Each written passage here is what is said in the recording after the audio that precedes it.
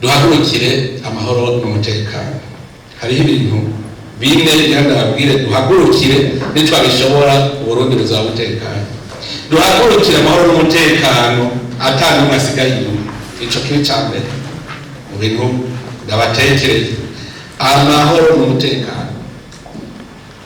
Ntibishobora kumvikana ko umuntu ashobora kuva i Bujumbura akaba ku mutumba runaka akica abantu agasubira akite kubera iki mutigeze mubona ko ari umuntu mushasha ngo umenyesha yaje gukora. Ivyo biraba umuntu agenda agatega imodoka bari bantu b'ingenzi akigira uburyo bwo kumenya igihugu nikigira bene igihugu bagicungereye. Duhagurukire amahoro n'umutekano.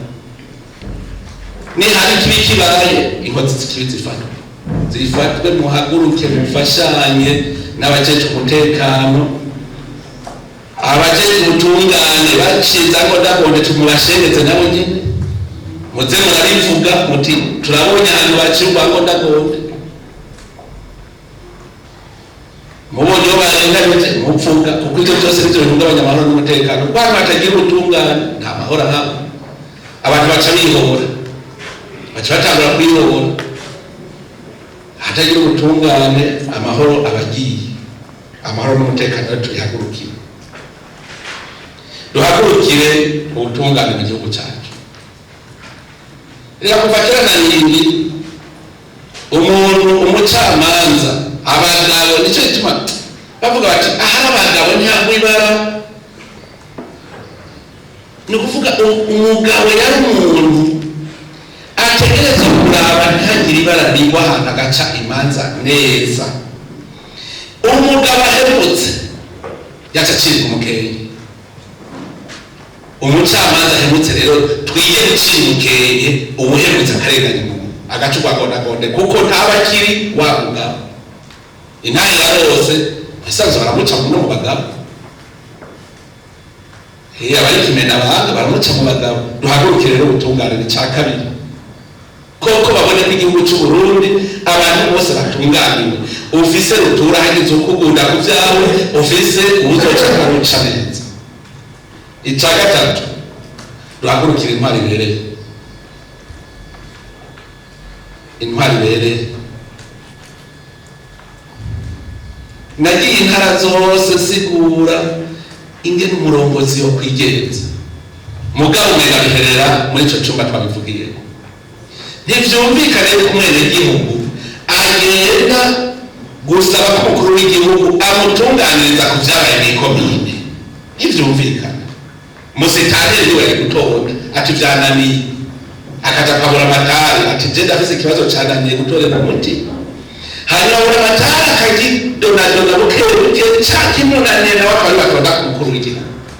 Iyo rero mbonye abenegihugu bitura umukuru w'igihugu biravyerekana ko nta mukuru w'umutumba abaho, nta musitanteri abaho, nta buramatari abaho. Ivyo muvyigisha abenegihugu yuko agize ibibazo muri komine bitorera umuti muri komine bivyoba muri komine vyananiranye. Tuvyigishanye uburongozi. Intwari rero irahihera kumva ko ukwiye gutondera umwenegihugu ku kibazo.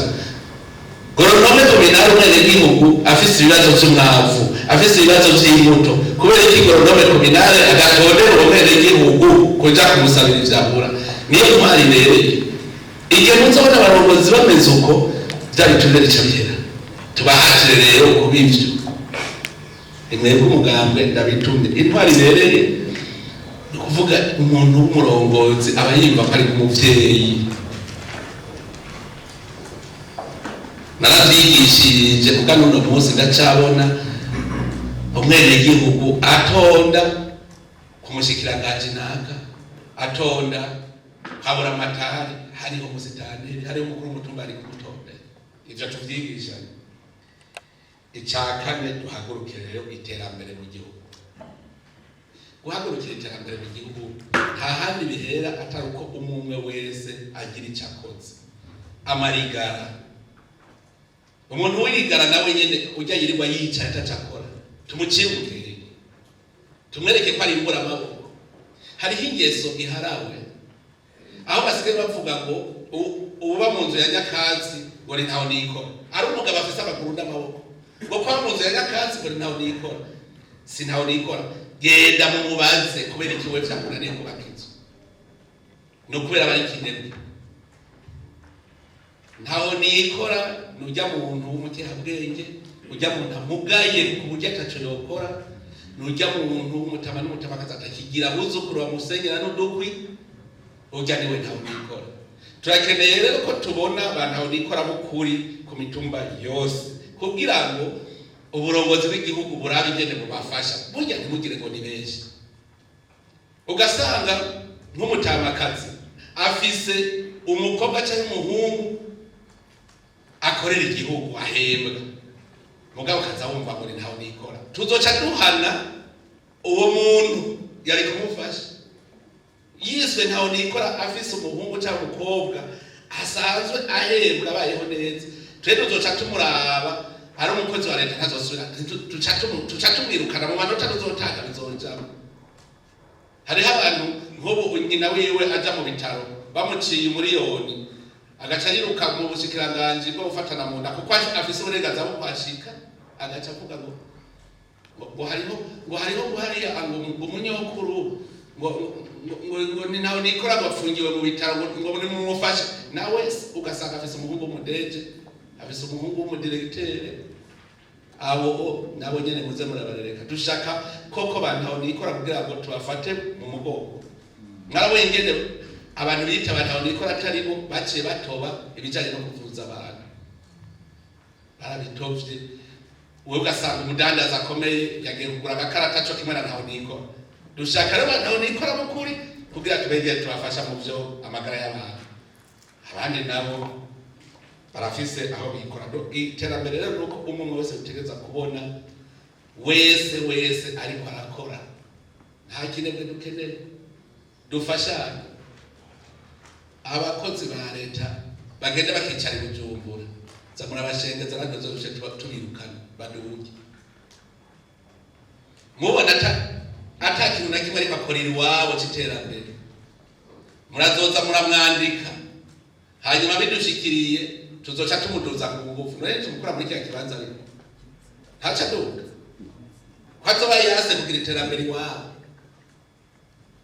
tuzomuduza ku ngufu muze murarereka iterambere turigwanire hamwe umuntu wese muza murahura yiyaha umugani mu minsi iza tugirishije amanama tuzoba tukubwira bazi ikibazo bazovuga icyo wakoze wiratiki wakoze iwawe hanyuma ucuvuga uheze bazi ikibazo rero cy'ibyakunaniye ushaka ko bagufasha.